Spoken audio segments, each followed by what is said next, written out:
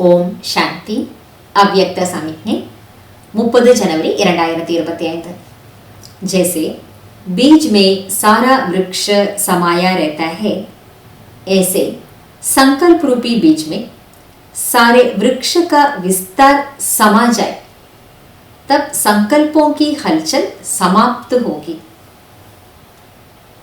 பாபா இன்றைக்கு என்ன நமக்கு சொல்லிக் கொடுக்குறாருன்னா, எப்படி ஒரு விதைக்குள்ளே முழு மரம் என்பதும் அடங்கி இருக்கின்றதோ, அதே போல சங்கல்பங்கள் என்ற விதையிலே முழு மரத்தின் விஸ்தாரமும் அடங்கியிருக்கும். சங்கல்பம் என்பது விதை, நம்முடைய எண்ணம் என்பது ஒரு விதை. அந்த விதைக்குள்ள, அந்த விதையினுடைய ஆதாரத்தில் தான் பிறகு நாம மிகப்பெரிய செயலை செய்ய போறோம்.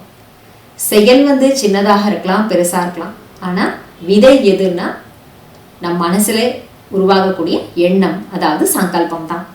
அப்போ பாபா சொல்றார், சங்கல்பங்கள் அப்படின்ற விதையின் மூலமாக முழு மரத்தின் அந்த செயல்கள் அல்லது நம்ம செய்யக்கூடிய எல்லா விதமான திட்டங்கள், இந்த விஸ்தாரம் என்பது நம்மளுடைய சங்கல்பத்துக்குள்ள அடங்கி இருக்கு.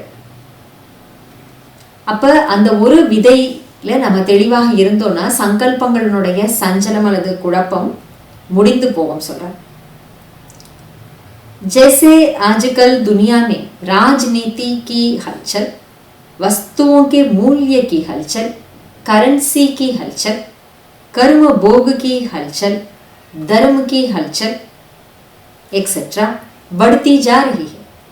எப்படி இன்றைய நாட்களிலே உலகத்தை பார்த்தோம் என்றால், அரசியல் துறையிலே இருக்கின்ற குழப்பம், பொருட்களின் மதிப்பு அல்லது விலைவாசி பற்றிய குழப்பங்கள், கரன்சி நம்முடைய பணம், அந்த பணத்தை பற்றிய குழப்பங்கள், கர்ம வினை என்று நாம் சொல்லக்கூடிய, நாம் அனுபவிக்கக்கூடிய, உடலால் அனுபவிக்கக்கூடிய துன்பங்கள் அல்லது நோய்களின் அதை பற்றிய குழப்பங்கள், தர்மங்களின் விஷயத்தில் நடக்கும் குழப்பங்கள், தர்மங்கள் அதாவது மதங்களின் விஷயத்திலே நடக்கும் குழப்பங்கள்.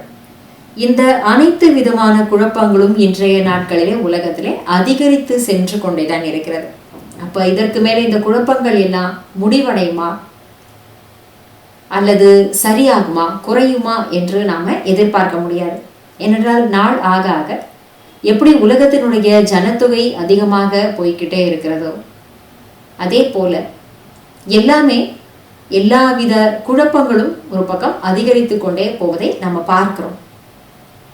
बाबा சொல்றார், उस हलचल से स्वयं को व सर्व को बचाने के लिए मन बुद्धि की एकाग्र करने का अभ्यास करो, ஏகாந்தவாசி பன்.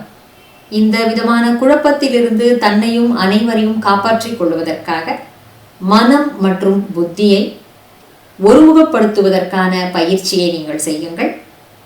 ஏகாந்தவாசியாக ஆகிவிடுங்கள். அப்ப இந்த மாதிரி பலவிதமான குழப்பங்கள் நிறைந்த சூழல்ல நம்ம வாழ்க்கையை வாழ வேண்டிய காலகட்டத்தில் இருக்கிறோம். அப்படி இருக்கும் பொழுது அந்த குழப்பங்களை நாம முடிக்க முடியுமா, அது முடிவடையுமா, அது நம்ம கையில இல்லை.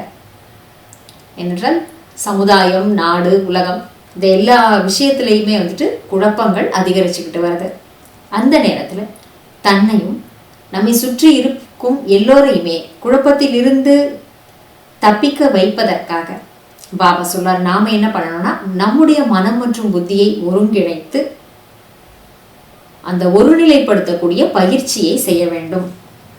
ஏகாந்தவாசியாக ஆகணும்.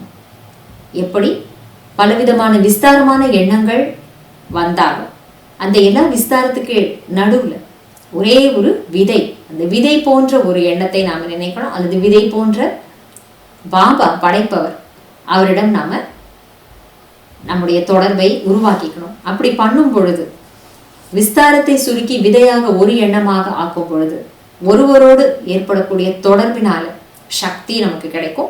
அப்ப எல்லா விதமான குழப்பங்களுக்கு முற்றுப்புள்ளி வைக்க முடியும். அல்லது அந்த குழப்பங்களிலிருந்து நாம மாட்டிக்காம தப்பிக்க முடியும்.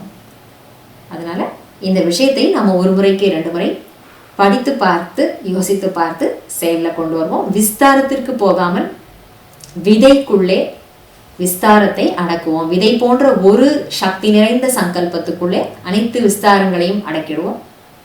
அப்படி செய்யும் பொழுது மற்றவர்களுக்கு மனசா சேவை நன்றாக செய்ய முடியும். நன்றி பாபா. ஓம் சாந்தி.